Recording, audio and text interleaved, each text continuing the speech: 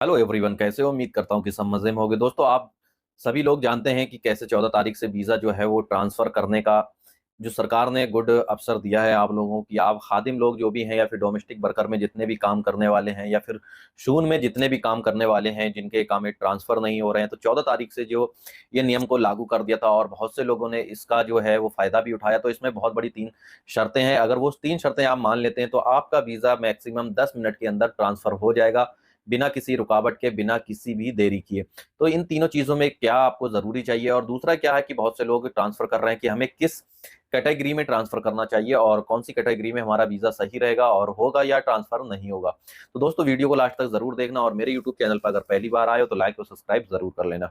दोस्तों, सबसे पहले मैं बता दूँ कि खादिम का जो वीज़ा ट्रांसफ़र होने की गुड न्यूज़ आई है और जो सरकार ने हमें इतनी राहत पहुँचाई है, तो जितने भी खादिम वर्कर हैं और वीज़े को ट्रांसफ़र करना चाहते हैं, तो मैंने पहले भी बहुत सारी वीडियो ऐसी डाली हैं कि मैंने हर बार में तुमको बताया था कि वीज़ा ट्रांसफ़र करने के लिए क्या रूल्स रहेंगे, क्या डॉक्यूमेंट्स की ज़रूरत रहेगी और कितने महीने आपको कुवैत के अंदर हो गए होंगे तब आपका वीज़ा ट्रांसफ़र होगा और आपका सिविल आईडी एक ओनर के पास अगर 1 साल पुराना है तभी आपका वीज़ा अप्रूवल होगा। तो दोस्तों, सबसे पहला तरीका क्या है? देखो, कुवैत के अंदर अगर आप रहते हैं तो कुवैत के अंदर सबसे पहले तो आपका लगभग जिस भी कुवैती के पास रहते हैं तो 1 साल आपका पूरा उस कुवैती के पास हो गया होगा, तभी वीज़ा ट्रांसफ़र होगा, चाहे भले ही आप 10 साल से कुवैत के अंदर हैं।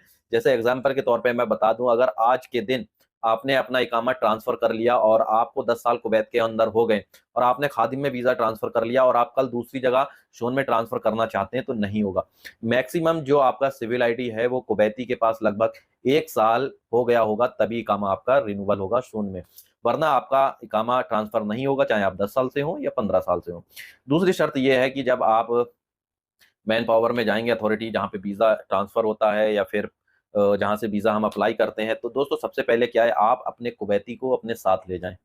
अगर आपका कुवैती आपके साथ जाएगा तो किसी भी बिना रुकावट के 2 मिनट के अंदर वीज़ा आपका ट्रांसफ़र हो जाएगा।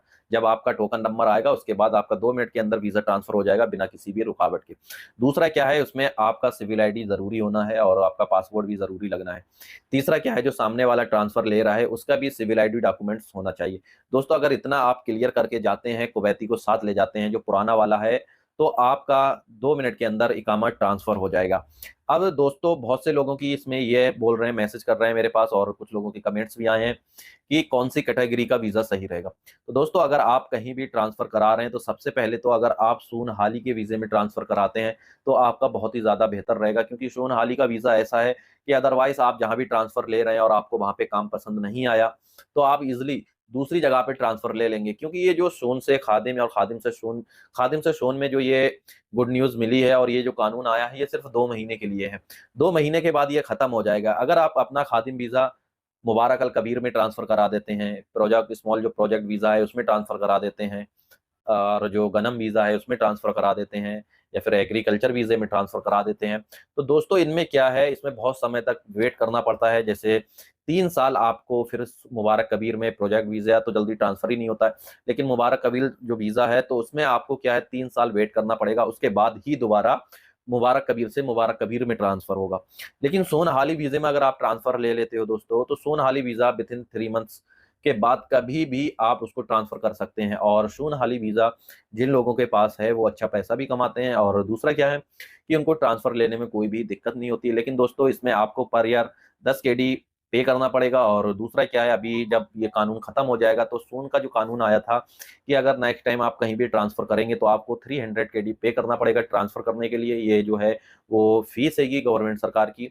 तो दोस्तों, सोन हाल ही के बहुत सारे फ़ायदे हैं और जो मुबारक कबीर वीज़ा है, गनम वीज़ा है, इनमें आपको फिर दिक्कतों का सामना करना पड़ सकता है और जैसे आप खादिम में हैं कि एनी टाइम कभी भी ट्रांसफ़र ले सकते हैं, तो वैसे ही जैसे हम खादिम से खादिम में एनी टाइम कभी भी ट्रांसफ़र हम ले सकते हैं, बिना किसी रुकावट के, बिना किसी प्रॉब्लम के, चाहे आपको कुवैत में 1 महीना हुआ हो या 1 साल हुआ हो।